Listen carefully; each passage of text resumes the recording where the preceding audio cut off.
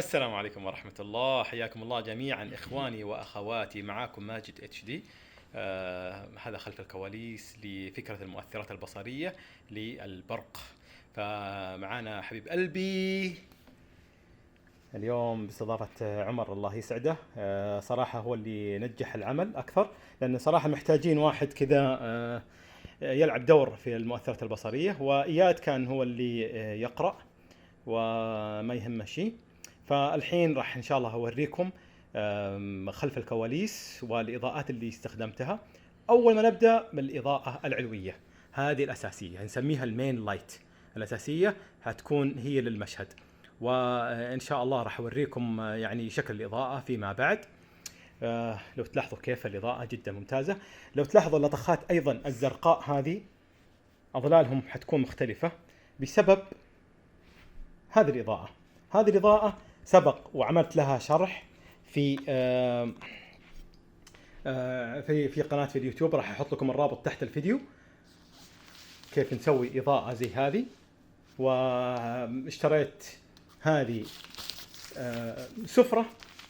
سفرة حقت طاولة طعام، مثل الطاولة ذي أزرق، هذه لون أزرق، فأعطت هذه المؤثر العجيب.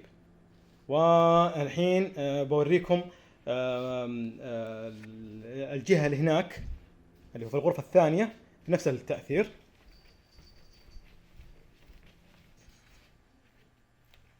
هنا عندنا إضاءتين، وحطيت نفس السفرة الزرقاء قوية جدا. هذه طبعا 5000 كلفن، هذه اثنين، فلا بد نغطيها حتى ايش؟ حتكون مرة خفيفة جدا. ولازم يكون هذه اللمبة لازم اطفيها، هذه اللمبة ما في يكون في لمبات شغالة مفتوحة ابدا، هذه لازم تطفى لانها صفراء. كل شيء هنا ظلام دامس. والآن اهم شيء خلف البيت.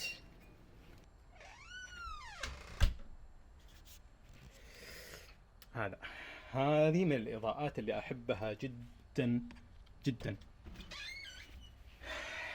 سويت لها بعد درس في الحلقة لحالها، وطبعا حطيت ثنتين. عندي السلك هنا، هذا السلك وصلت فيه هنا سلك طويل جدا، هذه مع هذه، وهذا جدا طويل موصل ورا هناك في الغرفة. أنا أشبك لكم الآن عشان تشوفوا كيف. لاحظوا كيف. فحطيت ثنتين قوية جدا، 5000 لومين.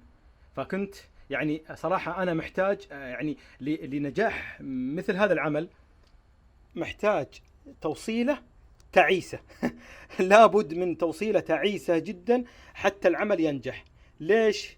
لأن التوصيلات القوية كذا ما راح أسوي المؤثرات البصرية. فلما يكون هذا ضعيف وما يمسك زين، خربان، فراح يسوي لي كذا. أبى أحاول، راح يسوي لي هذه الحركة. حتى لو أشيل وأحط ما يكون ماسك زين.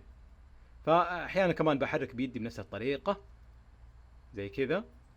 لابد عاد كم تجربة، فهي راح تطلع حركة البروق.